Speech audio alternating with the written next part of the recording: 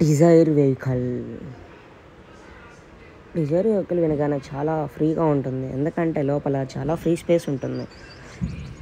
Back seat అయినా సరే, front seat అయినా సరే చాలా ఫ్రీగా ఉంటుంది కూర్చోవడం. సీటింగ్ కెపాసిటీ కూడా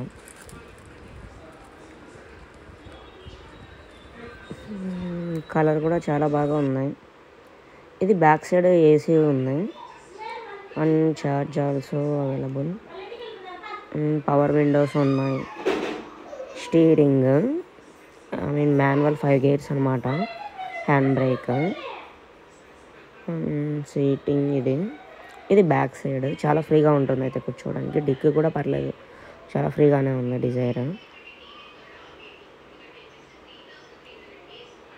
ఇంకా 2025 మోడల్స్ అయితే నేను చూడలేదు అది ఎలా ఉన్నాయో. ప్రజెంట్ ఈ వెహికల్ అయితే సూపర్ ఉన్నాయి.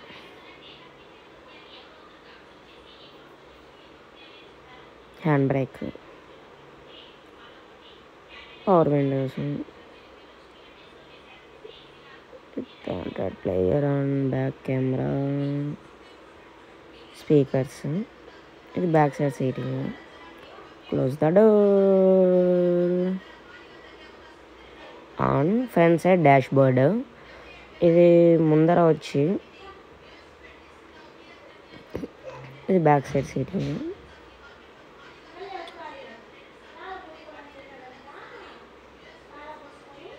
ఓకే, తర్వాత ఫ్రంట్ ఏసీ. నాకైతే డిజైన్ బాగా నచ్చింది, అంటే లోపల ఉన్న కలర్కి ఆ డాష్ బోర్డ్ మీద ఉన్న కలర్కి బాగా సెట్ అయింది. ఇది కారు అవుట్లుక్, ఇది కారు బయట అనమాట. ఇది right side mirror, right side కార్కి.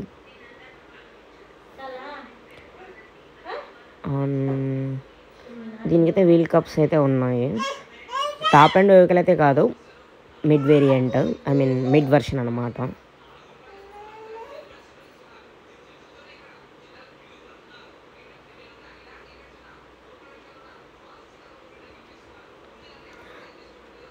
మారుతి డిజైర్. బంపర్ ఉంది, హెడ్ రూప్. దీనికి ఒక సోలార్ పెడితే భలేగా ఉంటుంది అసలు. బ్యాటరీ బ్యాకప్ లాగా కూడా ఉంటుంది. పైన అంతా రూఫ్ అంతా ఖాళీనే కదా, జస్ట్ ఒక లైన్ పెడితే సరిపోతుంది బ్యాటరీ ఛార్జ్ ఎక్కేంత వరకు. ఎలాగో సమ్మర్ కాబట్టి సమ్మర్లో రోడ్డు మీద హైవేలు అంతా వెళ్తూనే ఉంటారు. ఆ యాంటీనా లాగా ఏదైనా డిజైన్ చేయొచ్చు కదా ఎవరొకరు. మనకంటే ఐడియా లేదులే, మనం డిజైన్ చేయలేము. మేబీ ఐడియా వచ్చి ఉంటుంది, కానీ వాళ్ళు చేయలేదంటే ఏదో ఒక రీజన్ ఉంటుంది. మనకైతే ఐడియా లేదు. మీకు ఐడియా ఉంటే చెప్పండి, ఎందుకు అలా డెవలప్ చేయలేదు అని. మీకు తెలిసింటే చెప్పండి, లేకుంటే లైట్ అంతే.